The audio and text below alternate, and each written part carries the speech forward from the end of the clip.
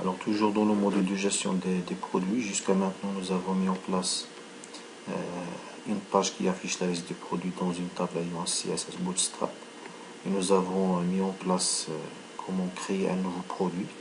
Et nous avons par la suite mis en place les fonctionnalités nécessaires pour modifier un produit. Et par la suite, donc, qu'est-ce qu'il reste? Il reste à exécuter, de façon à mettre en place les traitements nécessaires pour supprimer un produit. C'est pour cela qu'il faut commencer par aller dans la page index qui contient déjà le lien qui contient pour modifier et pour supprimer. Donc c'est exactement le même lien.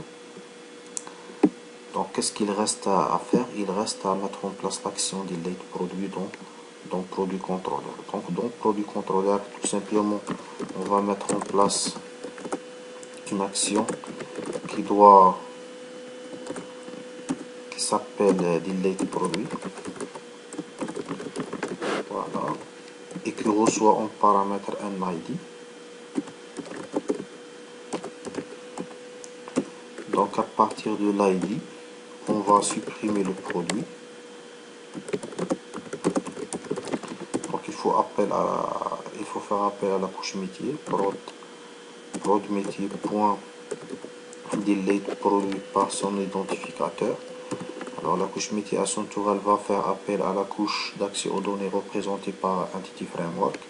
Une fois supprimé le produit, il faut de toute façon se rediriger vers l'action index pour afficher la liste des produits. Donc ici redirect, redirect to action, la chaîne de caractères index qui représente l'action index. Alors maintenant, si on va tester notre application, on va constater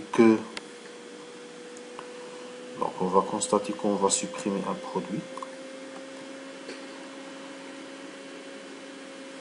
en cliquant bien sûr sur le bouton équivalent.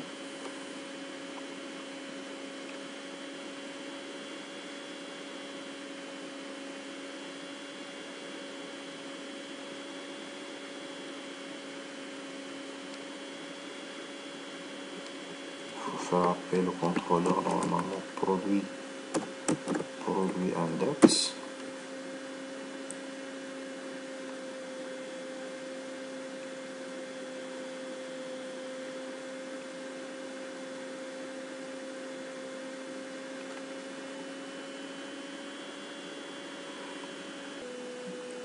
Alors maintenant, si on va cliquer par exemple sur suppression de ce produit-là,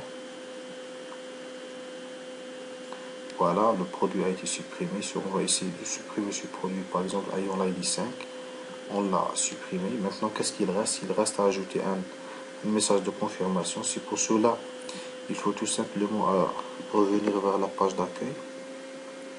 Donc, dans la page index, tout simplement, on va ici, une fois,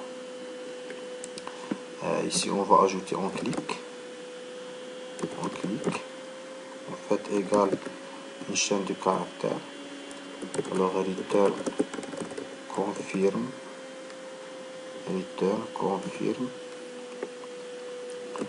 voilà, on va mettre un message ici. Êtes-vous sûr de vouloir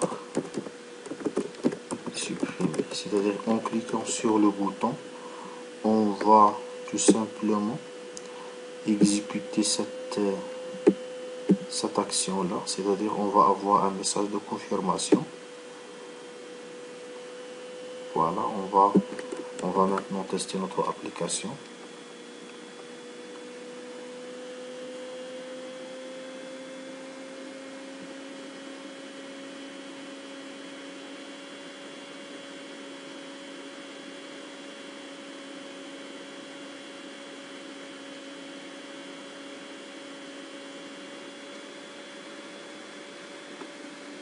On teste.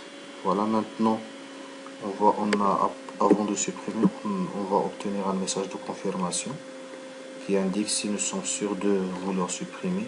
Si on clique sur OK, alors on va supprimer. Si on clique sur annuler, on va rien faire. Par exemple, pour ce produit là ayant l'ID 6, on va le supprimer. Par contre, pour l'ID 3, on va par exemple annuler l'action. Et voilà, maintenant, normalement, nous avons terminé la présentation concernant la démonstration pour supprimer un produit.